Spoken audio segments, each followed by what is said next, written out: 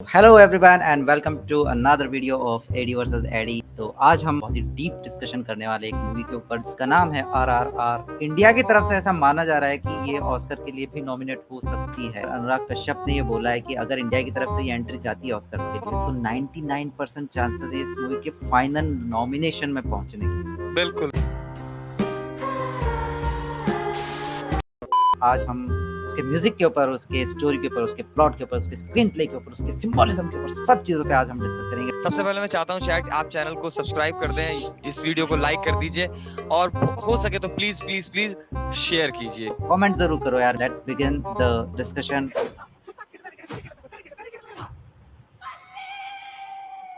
अरे वाह बहुत अच्छे।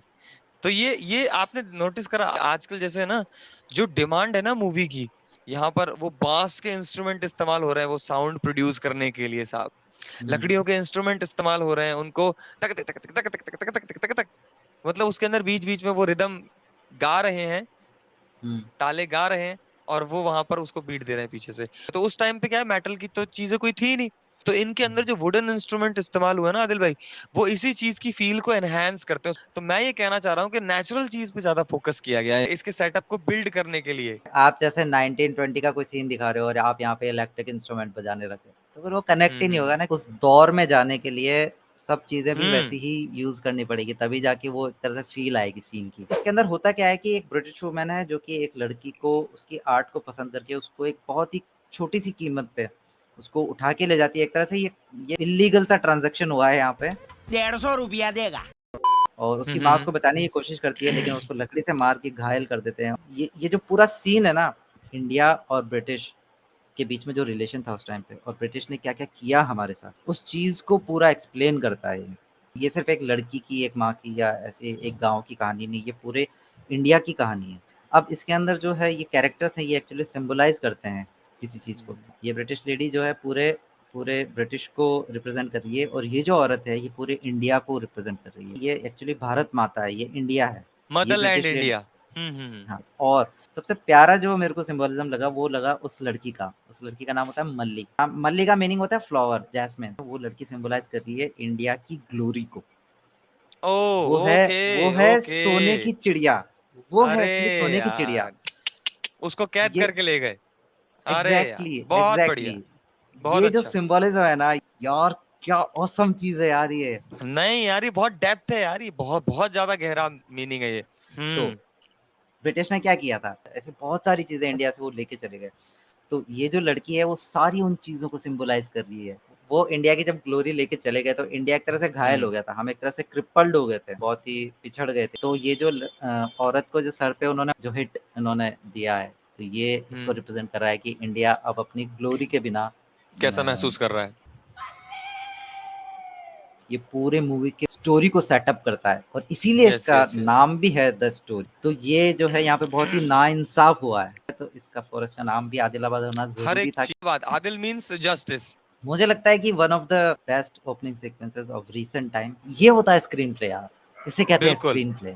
सही डेप्थ के बात है। साथ में दे दो, कैरेक्टर सिंबलाइज दे कर दो, रहे हैं। ऑस्कर दे दो। ਹੱਸਦੇ ਚਿਹਰਿਆਂ ਦਾ ਮਤਲਬ ਇਹ ਨਹੀਂ ਹੁੰਦਾ ਕਿ ਉਹਨਾਂ ਨੂੰ ਕਦੇ ਕੋਈ ਤਕਲੀਫ ਨਹੀਂ ਹੁੰਦੀ। Let's move on to the next chapter. देखिए इंस्ट्रूमेंट आप सुनिए, हॉर्न है हॉर्न। तो मैं ये कहना चाह रहा हूँ कि नेचुरल चीज पे ज्यादा फोकस किया गया है। Fire,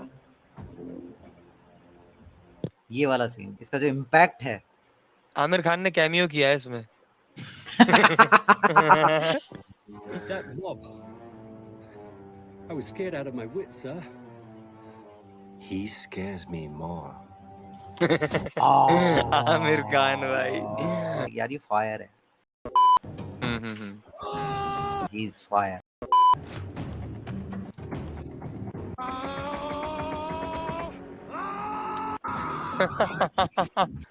he is fire. Yes yes. Let's move on to the next chapter. अब जो रॉनेस आएगी ना साउंड के अंदर वो देखिएगा आप।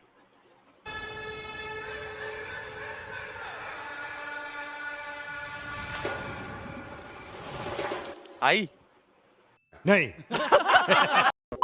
पानी की आवाज आई मुझे। रॉन हाँ। एसबीआई। तो मैं ये कहना चाह रहा हूँ कि नेचुरल चीज पे समझ रहे हो? ये भाई ये वाला जो शॉट है ये एकदम दिखाने लायक, ये मेरा फेवरेट शॉट है पूरी मूवी का। क्रिएटिव तो है यार, क्रिएटिवनेस का तो जवाब नहीं।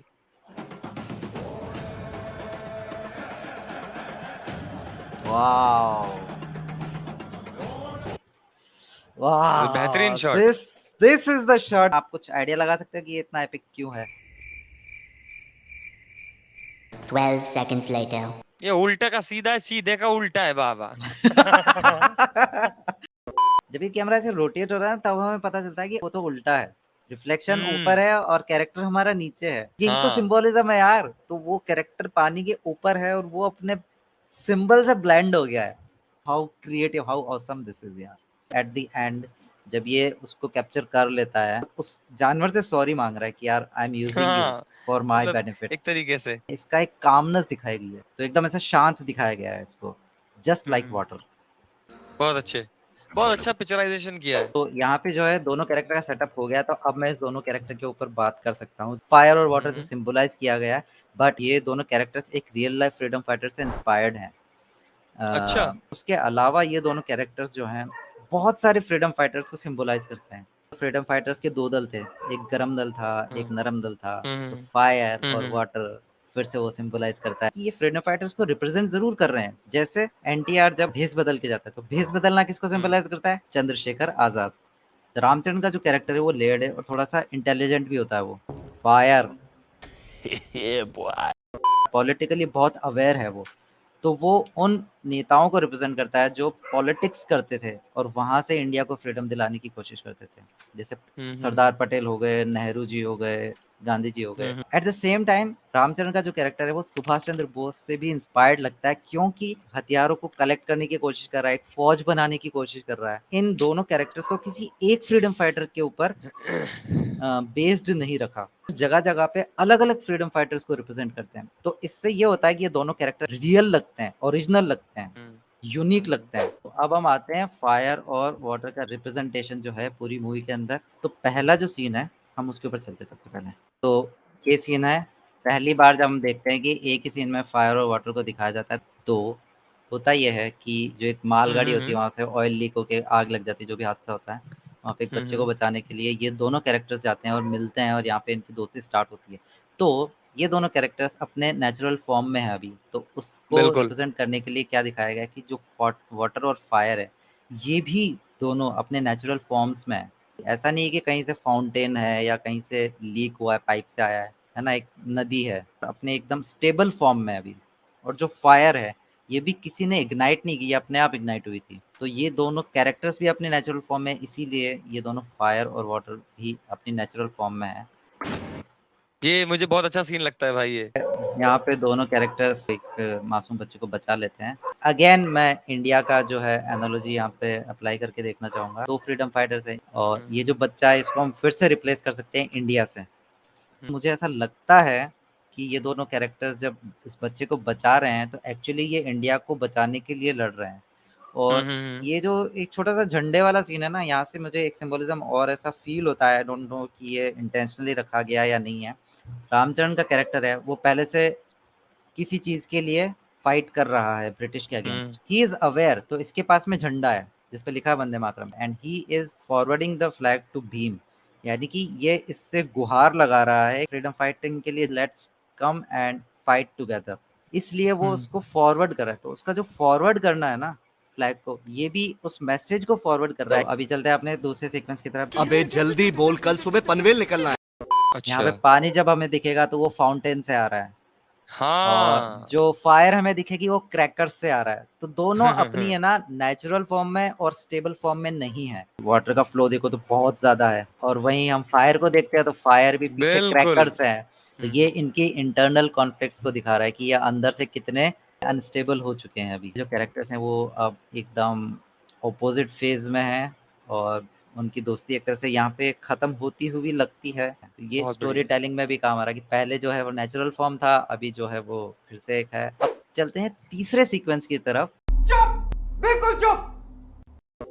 और अब कुछ भी ऐसी मिस्ट्री नहीं है, कैरेक्टर्स को भी अपने बारे में सब कुछ पता चल गया है। तो दोनों कैरेक्टर्स फिर से अपनी नेचुरल फॉर्म में आते हुए, पानी को दिखाया गया, पानी अपनी नेचुरल फॉर्म में है, और बिल्कुल भाई। फायर भी जो होगी वो एक तरह से फिर से अपनी नेचुरल फॉर्म के अंदर है। वो ऐसे क्रैकर्स या इस तरह से उसको नहीं दिखाया गया है। तो फिर से वो अपने कैरेक्टर्स के इंटरनल कॉन्फ्लिक्ट्स को दिखा रही है।